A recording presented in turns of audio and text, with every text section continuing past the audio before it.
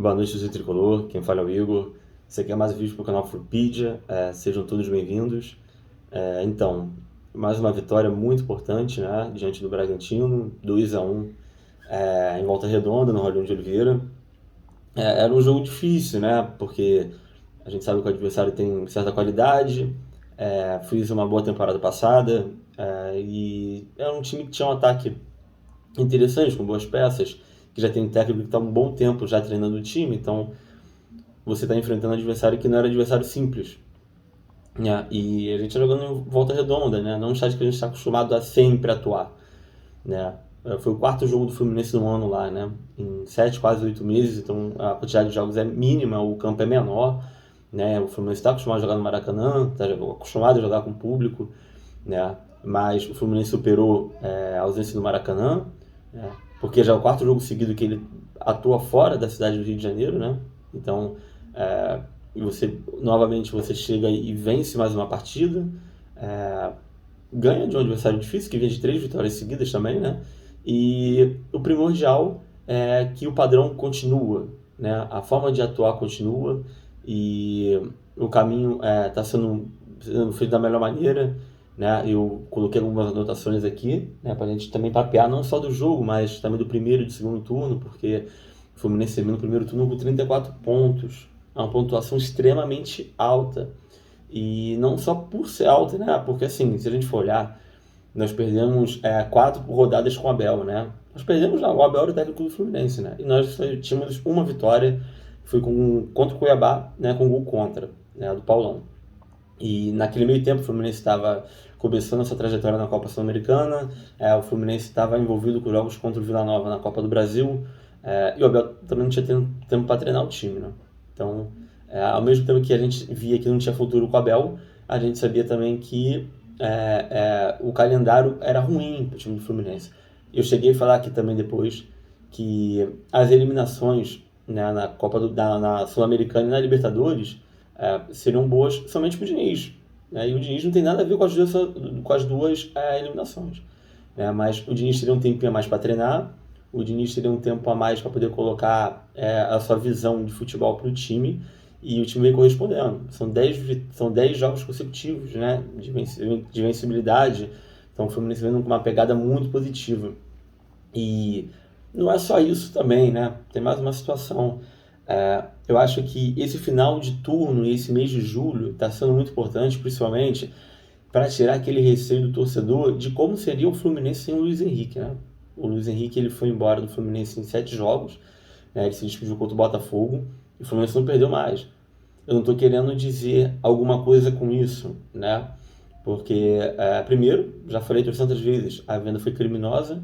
Segundo, que ele era um jogador individualmente com maior capacidade de resolver os jogos, mas para o esquema do Diniz, ele talvez não fosse o jogador mais importante. Eu falei também outras vezes que hoje existe uma tríade nesse time, né? Que é Nino, Ares e Cano, ou Nino, André e Ares. Né? Eu acho que nem o Cano, mas principalmente o Nino com o André e o Ares, né? É o defensor com o volante que fica entre a defesa e o ataque e o Ares. Né? Obviamente, né? O Cano ele fez 12 gols no primeiro turno, ele está fazendo uma temporada espetacular, beirando os 30 gols com 7 meses no ano, mas a probabilidade de você ter uma qualidade nas finalizações, como ele vem tendo, tem a ver também com a forma como o time atua, né? E isso a gente conversava um tempo atrás, eu até conversei com o pessoal no ônibus voltando, né? Existe uma diferença muito grande na qualidade dos jogadores, né? Desse time para o time do Diniz, lá de 2019, né? Da diferença do gol, né? Do Agenor com o Fábio, da diferença do sistema defensivo, né? Com o Manuel e Nino, sendo que em 2019 o Nino só começou com o Diniz lá para abril, março, abril, né? Ele ainda tinha Matheus Ferraz, tinha Digão, né? E o meio de campo, então, a comparação nem existe, porque você tinha Bruno Silva, você tinha Ayrton, hoje você tem André, você tem Nonato. O Ganso de hoje é infinitamente mais jogador do que o Ganso de 3 anos atrás, e principalmente o ataque, né? Com Ares e Cano, tem mais 40 participações em gols, então a diferença é muito grande, né? Entre a dupla, é uma dupla espetacular, e, né, de um atacante que chegou e para muitos não era o jogador que tinha que chegar, era o Ricardo Goulart, né? E o Arias era um jogador que no começo do ano não era muito, como posso dizer, não era um jogador que a torcida estava levando muita fé, né? Quando você pegava a prévia do time, né, com o Willian chegando, com o Cano, com o Luiz Henrique, né, você via uma prévia de time e muitas pessoas não colocavam Arias. Eu sempre depositei minha esperança no Arias.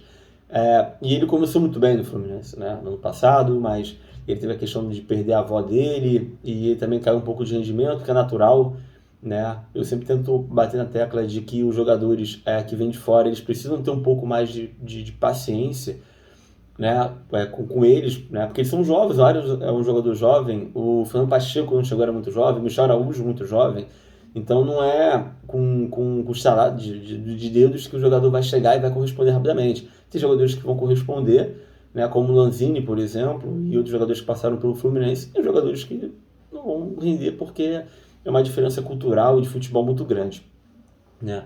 Mas falando primeiramente da viagem, né? Eu viajei com ônibus do clube, foi bem legal, a viagem correu tudo bem, mas tem algumas questões no entorno do estádio que eu não gostei e da estrutura em si. Não foi a minha primeira vez no estádio, né? Eu fui mais 5, 6 vezes para o Raulino de Oliveira, mas primeiramente a questão de logística, né? Para comer foi muito ruim, nós chegamos por volta de 2 horas e ficamos na fila quase uma hora num ponte de esfirra para comer. Você tinha uma atendente, uma caixa. Eu não sei se eles não esperavam a quantidade de pessoas que foram do Rio de Janeiro para Volta Redonda, mas é inadmissível, né? Você tinha só uma Domino's, né, uma pizzaria, e tinha uns espetinhos, um ou outro, e acabou. Você não tinha mais nada, né? No entorno do estádio você ainda tinha os vendedores ambulantes. Obviamente os caras focavam só em cerveja, porque você lucra mais, a galera também bebe bastante, o tempo estava tava bem abafado.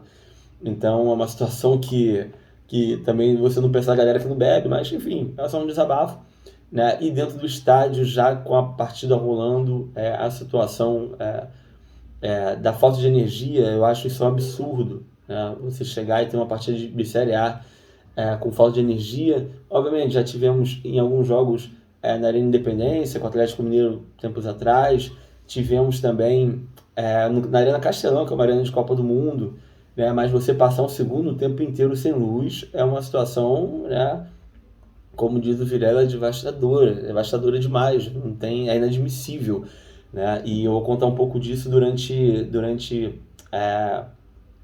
os meus relatos do jogo, né, do segundo tempo. Mas quanto à escalação do time, a gente pode observar que ele coloca o Natan e tira o Matheus Martins, né, e o restante era o mesmo time que vinha jogando. Não sei se ele tentou olhar mais pelo lado de ter um controle de bola, porque o Bragantino é um time que não tem o costume de marcar, né? Essa é a verdade. O Bragantino é um time que em casa tem uma pressão absurda em cima do seu adversário, que joga em cima de você o tempo todo, né? Mas é um time que tem falhas defensivas e não jogou totalmente completo, né? Ele não tinha um Cleiton no gol, não tinha um Léo Ortiz, não tinha o Alejandro, então você tinha algumas peças ali que não estavam acostumadas a jogar no time titular, né? E o Fluminense, ele teve o controle da partida praticamente que o quê? Por 70 minutos, 70 minutos de jogo, né? A 75 minutos. Os 15 minutos finais que o Bragantino dominou. Mas foi um domínio territorial, foi um domínio com a bola no pé. Eu só lembro de uma jogada do Bragantino no primeiro tempo todo, que foi um chute do Gabriel Novaes por cima, o restante só do Fluminense, né? Teve uma situação no primeiro tempo que eu não gostei, que foi do Ganso Caio Paulista. Foi uma jogada que eles ficaram discutindo, chegando outro, foi bem na minha frente. É uma situação do Ganso que não é a primeira vez, ele fez isso contra o América Mineiro também, se eu não me engano, com o John Kennedy. Eu não sei se quando ele não está bem numa partida ele acaba descontando nos mais jovens, mas eu acho que você acaba jogando contra a torcida, né? E a torcida sentiu um pouco isso, né? Essa situação do Ganso com o Caio Paulista, né? Em alguns momentos a torcida jogou contra o Caio Paulista, depois viu que o Caio Paulista se esforçou em alguns lances, ela começou a aplaudir o Caio, e nessa situação que perde o time. Quando tem uma briga de dois jogadores ali, por mais que um queira ver o time ganhar, né? E o outro queira que o outro esteja bem, né? 100% bem, né? Plenamente, seja na parte psicológica, física, técnica, você não pode chegar e descontar no jogador mais novo, que é o Caio Paulista, né? Que é um jogador que tem quase, sei lá, quase 10 anos, é 10 anos mais novo que o Ganso, né? 8 anos mais novo que o Ganso. Mas o time teve o controle da partida, teve uma bola na trave no início do jogo, né? Que seria um gol contra, teve uma finalização do André de fora da área, o time teve uma finalização do Cano também, que estou por cima, outra finalização que acabou gerando um gol, mas estava impedido. O Cano estava impedido, né? Foi uma jogada que ele dribla o Natan e chuta tirando do Lucão, mas o Fluminense acaba empatando o primeiro tempo por 0-0. E é algo curioso, porque o Fluminense tem costume de marcar sempre no primeiro tempo, né? Se a gente for contar, são poucos jogos na era Diniz que o Fluminense não marca na primeira etapa. E no intervalo eu ficava pensando, né? Como vai ser o Fluminense no segundo tempo, né? Porque o Fluminense, ele, quando marca o gol, ele joga de uma maneira mais tranquila, né? O adversário sai um pouco mais. Então eu fiquei um pouco temeroso quanto a essa situação do Fluminense não ter marcado no primeiro tempo, né? Porque é algo realmente raro, se você for pesquisar, é algo realmente raro. E o time começa o segundo tempo muito bem, né? Começa o segundo tempo muito bem, que aí ele acaba colocando o Matheus e tirando o Natan. Não que o Natan tenha feito o primeiro tempo muito ruim, né? Mas ele acabou colocando o Matheus em campo porque tem a questão da finalização, tem a questão de ser um jogador que se movimenta um pouco mais em campo, né? E que poderia também ajudar o Samuel Xavier num lado, né? E poder também ter um poder de persuasão dentro de campo, né? Ter um poder de flutuar mais na parte ofensiva do time do Fluminense. Visto também que, como eu te falei, o Bragantino ele não tem o costume de marcar, mas ele estava se defendendo bem, né? E se defendendo no sentido de quantidade, mas não de qualidade. O Fluminense conseguiu penetrar algumas vezes na área do Bragantino no primeiro tempo e vai fazer isso muito bem no segundo tempo, né? Quando vai sair o gol do Fluminense, né? No gol do Arias, e é aquilo, né? Foi muito parecido com o jogo contra o Goiás, né? Foram 2 gols no segundo tempo, num intervalo muito pequeno, né? De 3 a 4 minutos. E o time do Fluminense, ele vai ter paciência nesse toque de bola, né? Porque o Natan, quando ele pega a bola, ele quer dar um passe mais rápido, ele tem um pensamento muito rápido de jogo, né? Ele é um jogador que tem qualidade, né? O Natan tem qualidade, mas o Matheus Martins ele tem um pouco mais de cadência. E é uma jogada que sai uma tabela ali no meio de campo, né? No qual o Arias vai aproveitar e marcar o gol dele. Importante também porque é o 4º jogo do Fluminense em Volta Redonda no ano, o Arias marcou em 3 jogos diferentes, né? Ele marcou contra o Madureira, foi o primeiro gol do Fluminense no ano, ele marcou também contra o Resende e marcou no jogo de ontem, ele só não marcou contra o Atlético Paranaense, que os 2 gols foram feitos pelo Cano, né? E aí a torcida joga junto, o time também joga junto com a torcida, fica aquela sinergia, aquela situação toda ajudando o time, e logo em seguida o Cano faz o segundo gol. E é uma jogada muito foda, né? Porque você tem o Samuel Xavier, né? Que ele vai dar um passe, vai encontrar o Arias, e o Arias ele vai ter em sua volta 4 jogadores, né? Olhando, caçando o Arias, ele encontra um passe, né? Tirando por cima e encontrando o Cano faz uma finalização muito bonita, né? Que ele chega e tira a bola bate, quica no chão e praticamente fica impossível de goleiro defender uma bola dessa, né? Se a bola vai numa meia altura, fica muito mais prático de goleiro defender, mas aquela bola ali era praticamente impossível. E o Fluminense faz o segundo gol, e aí aquela situação, né? A torcida começa a gritar que o time vai ser campeão, e aí tem aquela empolgação toda, e o time dá uma relaxada. O Diniz também começa a mexer muito no time. Na hora que, por exemplo, o David Duarte vai entrar, o Samuel Xavier não queria sair, e ele vai tirar o Samuel Xavier, e aí o time do Bragantino vai começar a jogar muito em cima daquele lado direito, né? Porque ele vai colocar o Ramon também, né? O Barbieri coloca o Ramon, e o Ramon tem uma profundidade muito grande, né? No time. Ele coloca o Lucas Cândido para jogar um pouco mais atrás, para usar o jogo aéreo, né? A força aérea do time do Bragantino, e o gol vai sair desse tipo de jogada. E aí que tá, né? Eu no outro vídeo eu vinha reclamando. O Fluminense vem tomando gols de bola aérea, né? E tomou de novo. Mas aí vem aquela questão que eu vou te falar da falta de energia. Eu olhei o gol no retorno da viagem, né? Olhei no YouTube, em outros canais também. Pela televisão parecia que a imagem, né, estava clara ainda, estava tudo muito bem, mas não estava. Muitas pessoas não conseguiram assistir o gol do Bragantino porque estava muito escuro, né? O segundo tempo começou sem o auxílio do VAR. tava muito escuro, vocês não têm noção. O time do Fluminense não subiu na bola, eu não tô querendo dar desculpa, mas o time do Fluminense não subiu na bola, o jogador do Bragantino demorou um pouco para comemorar, só o Fábio que cai para tentar pegar a bola e mais ninguém. É uma jogada que você não pode aceitar. É mais um gol tomado de cabeça e de escanteio, né? Contra o Cruzeiro foi a mesma coisa na Copa do Brasil. É uma situação que o jogo aéreo, cara, tanto ofensivo como defensivo, é jogada treinada. Não é uma situação que você vai jogar a bola na área e acabou. Né? Hoje é uma jogada muito forte, é uma jogada que resulta em muitos gols. Né? E o Bragantino vai fazer um inferno na vida do Fluminense até o fim do jogo. Né? O Felipe Melo vai entrar, o Marrone vai entrar, né? O Martinelli também entra, mas aquela situação, o Marrone ele entra um pouco perdido, porque você não sabe se ele é ponta, se ele está no meio ou se ele está no ataque. Ele carrega demais a bola. Ele é um jogador que ele tem uma filosofia de jogo que é diferente do que o Diniz prega. E não dá match. Não dá match. Você vê que ele carrega demais a bola. Né? Enquanto o Felipe Melo entrou, mas o Felipe Melo ele não vem entrando muito bem. Né? E eu sou do time que, assim, cara, existem outras peças no time para entrar. Se você toma um gol do time do Bragantino, cara, e você tira o Ganso, coloca o Felipe Melo, eu acho que a melhor opção naquele momento ali era você colocar o Iago, que ele vai te dar mais vitalidade na marcação, não talvez a técnica da saída de bola que o Diniz vê no Felipe Melo, que o Felipe Melo tem. Mas o Felipe Melo ele vai colocar mais uma questão de pilhar o adversário, vai colocar o Felipe Melo mais numa questão de experiência, de ganhar tempo, assim como o Fábio ganhou tempo no final do jogo financeira, assim como o Manuel também ganhou um cartão amarelo nesse tipo de jogada, nesse tipo de situação, que faz parte do futebol. A gente pode gostar ou odiar, gosta quando não é com a gente, odeia quando é com o adversário, mas faz parte do futebol, existe advertência para isso, né? E vai ser um segundo tempo que, olha, eu te juro, eu sou um tipo de torcedor bem passional e bem sentimental. Eu geralmente sinto quando uma merda vai acontecer ou quando um gol vai rolar. E eu achava muito que o Bragantino fosse empatar naquele final do jogo. Foi um final do jogo assim, muito ruim do Fluminense, no qual o Diniz novamente não mexe bem. Né? Acho que a última partida que ele mexe bem mesmo vai ser contra o São Paulo. Que ele mexe legal ali e o time vai acabar empatando e tudo mais. Mas as mudanças vêm regredindo a forma como o time atuar. E o time muda totalmente de filosofia de jogo, né? Do toque de bola devagar, bem conceituado, para uma correria, né? Que é sem necessidade alguma.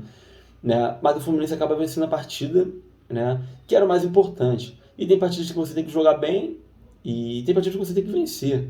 Né? E vencer e convencer. Num total, o Fluminense convenceu. Pelo primeiro tempo que ele fez, pelas quantidades que o Fluminense teve de finalizações. O Cano também teve uma bola na trave no segundo tempo. Então, assim, o Ganso também, antes dos gols, o Ganso teve uma finalização passando por cima da trave. Então a gente tem que pensar desse jeito. Pensar de um jeito que o Fluminense ele vem numa levada muito boa. Ser campeão é difícil? Cara, é muito difícil. Eu já falei trocentas vezes. Ganhar a Copa do Brasil é mais viável. Né? Pela questão financeira, pela vaga direta na Libertadores e principalmente porque são 6 partidas só, né? E o sonho começa na quinta-feira, então é muito plausível pelo adversário que a gente vai enfrentar e pelo momento que a gente vem vivendo e pela forma como também o Fortaleza vem vivendo, né? Ele está muito mal no Campeonato Brasileiro e o time não vem jogando bem e é totalmente um contraste com a forma como o Fluminense vem atuando, né?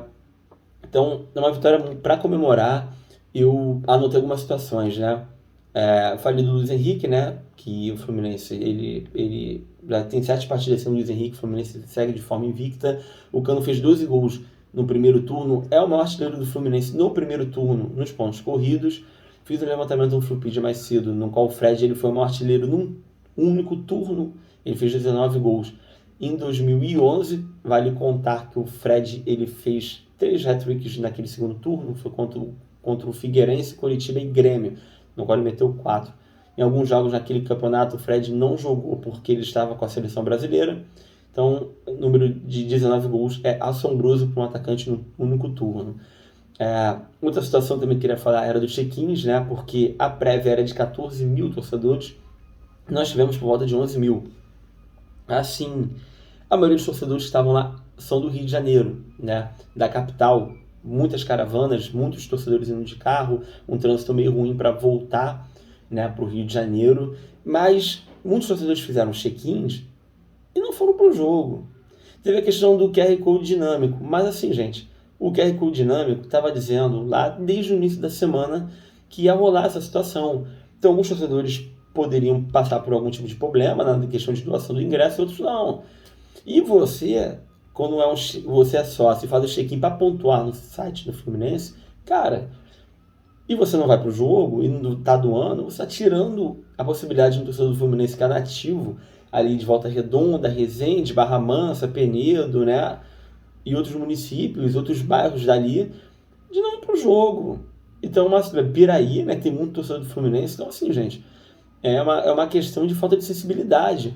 E a torcida do Fluminense, ao mesmo tempo que vem comparecendo bem aos jogos, ela vem devendo em muitas situações, como foi na questão do cambismo no jogo do Fred e no jogo de ontem. Teve por falta de quase 3 mil ingressos. Gente, é um absurdo muito grande. Eu conheço torcedores do Fluminense que moram por lá e não conseguiram ir para o jogo, né? E poucos torcedores conseguem ir para um jogo do Fluminense nessas cidades, né? Ainda mais um jogo importante, né? E é isso.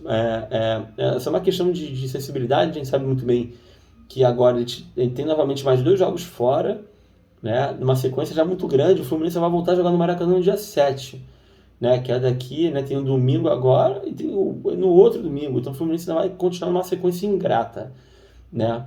De jogar contra o Fortaleza no Ceará. E na quinta pegar o Santos na Vila na segunda, que é um jogo também muito difícil, porque o Santos ele vai ter uma semana inteira para treinar, para descansar, e o Fluminense, muito provável, o Diniz não vai colocar o time para descansar, o time não vem descansando, o time está jogando no limite técnico e no limite físico, né? E está muito claro isso, né? Pela substituição a gente vê muito bem que a gente não está conseguindo terminar a partida fisicamente muito bem e sendo até massacrado pelos adversários na parte física.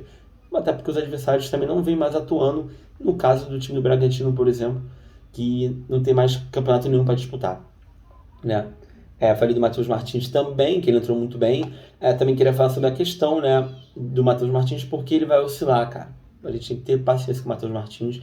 E ele tem números interessantes pro Diniz, né? Ele tem uma quantidade grande de gols, são 5 gols. Ele tem uma assistência, que foi a assistência do jogo de ontem, passa pro gol no jogo de ontem. E é um jogador que é muito especial. Mas é aquilo, cara, a gente não pode colocar todas as expectativas que a gente tinha no Luiz Henrique nele, né? Porque ele pode acabar sendo o Miguel da vida, indo pro Bragantino, a torcida vai ficar pegando no pé. Nada contra o Bragantino, nada contra o Miguel, mas é uma situação que tinha um hype muito grande no Miguel, e ontem ele foi extremamente anulado pelo André, né? E quando ele tinha a bola, o André chegava em cima dele e fazia uma falta, não deixava o ritmo da equipe do Bragantino aumentasse, né, durante a partida. Então eu acho que a gente tem que ter paciência com o Matheus. E a paciência é a palavra-chave para o processo do time, né, pelo que o time vem apresentando. E é isso, cara. A gente tem que pensar dessa maneira. Agora, o segundo turno. O que vai ser do segundo turno do Fluminense? Ninguém imaginava um terceiro lugar no primeiro turno. Como eu falei, né, quando o Diniz estreou na quinta rodada, né, foi a quinta rodada? Foi a quinta rodada, né, foi contra o Palmeiras. O Fluminense só tinha uma vitória. E ele pegou o Fluminense num cenário ruim e o Fluminense cresceu durante a temporada. Se permanecer com esses 34 pontos, ele chega a 68. É uma pontuação excelente, que é muito difícil de repetir, tá? E eu vou dizer que é muito difícil de repetir pela questão de tabela. Eu meio que fiz um recorte aqui. Do G6, o Fluminense pega no Maracanã o Palmeiras, que é logo agora. É jogo pro Fluminense lotar o Maracanã, tá? Logo agora não, no caso daqui a um mês, né? No dia 28, mas vai passar rápido. Então, é o único time do G6 que o Fluminense vai pegar no Maracanã. E o Flamengo, que é dividido. Mas a gente sabe muito bem que a torcida do Flamengo, ela vai em maior público que a torcida do Fluminense. Então, se a gente no segundo não pega o Atlético Paranaense, por exemplo, na Arena da Baixada, a gente pega o Corinthians na Arena Corinthians, tem um Atlético Mineiro atuando no Mineirão. É uma situação bem difícil para o Fluminense. Mas do G10 ao G20, né, ou do 10º colocado ao 20º, o Fluminense vai pegar 8 times em casa desse pelotão, né? A gente só não pega o Ceará e o Avaí. O Ceará e o Avaí a gente viaja para Santa Catarina, né?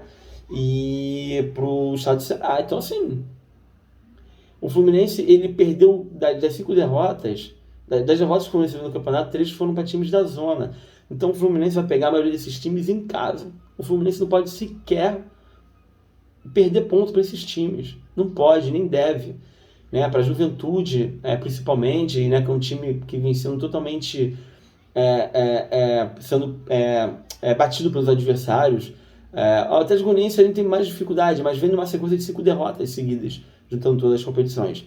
Então, assim, cara, se você quer chegar a ter uma pontuação similar ao do primeiro turno, não pode perder pontos para times que estão na parte de baixo da tabela. No ano passado, até que o Fluminense fez uma pontuação muito boa, né? Mas a gente tem essa questão, né, do medo do segundo turno, de como o segundo turno vai se apresentar para a gente. No ano passado, no retrasado, nós tivemos uma reta final um pouco melhor. Mas vamos olhar para o segundo turno desse ano. A gente ainda tem uma Copa do Brasil, no qual a gente sonha e tem muita chance de ir até a final. Mas existe um hiato de datas. A gente sabe que tem esse jogo agora na quinta, mas depois tem só em agosto, em meados de agosto. Então, dá para juntar os dois. Mas o Campeonato Brasileiro, cara, nós estamos em julho, nós vamos ter 19 rodadas em 3 meses e meio. É muita pouca coisa para muitos jogos. É isso, a gente tem que continuar com essa vibe muito positiva, o momento é muito bom, a torcida tá comprando barulho, o time tá comprando barulho, o Diniz está indo muito bem, apesar de algumas situações de mexidas, em algumas situações de jogadores tomarem muitos cartões, né? Mas o saldo do Fluminense é o segundo melhor, se não me engano, do campeonato, é um time que vem fazendo gols praticamente todas as partidas, que vem alimentando um sentimento que a gente não tinha há muito tempo, né? De você gritar que vai ser campeão, de você olhar a tabela, de ver quantos pontos faltam, de ver que está 5 pontos do Palmeiras. E é que eu tava brincando, gente, a gente está olhando, a gente hoje está secando o Palmeiras, a gente está secando o Atlético Mineiro, a gente não está secando os times da parte de baixo da tabela. Isso é uma situação que torcedor do Fluminense jamais deveria passar, ou poucas vezes passar. Né? E não essa situação que a gente vinha vivendo de 2015 para cá, uma situação extremamente caótica. É uma pontuação que dá praticamente, né, se a gente estiver nessa média aí de pontuação de fase de grupos na Libertadores, isso para o Fluminense já é uma situação muito boa. Né? Eu vejo um pouco com uma certa obrigação pelo ano ruim nas competições internacionais, né? Porque a gente tinha que ter ido longe na Libertadores, a gente tinha que ter ido longe na Copa Sul-Americana. Então, se você não tem essas duas competições que seriam o primordial, você tem que colocar a cabeça no Campeonato Brasileiro. E você tem totais condições. Então, são menos viagens no segundo turno, viagens longas, né? E você tem totais condições de ter um segundo turno muito bom. É isso aí, gente. Vamos aproveitar a semana. Quinta-feira tem muita emoção. Quinta-feira tem um jogo muito difícil. É a partida de Copa, é uma partida diferente, é uma partida mais estratégica, que você joga mais com o regulamento debaixo dos braços, e que o Fluminense tem totais condições de chegar, né, e trazer a vitória para o Rio de Janeiro. 3 pontos não, né, porque não vale 3 pontos, mas trazer a vitória para o Rio de Janeiro. É isso aí, gente. Saudações colores. Até o próximo vídeo.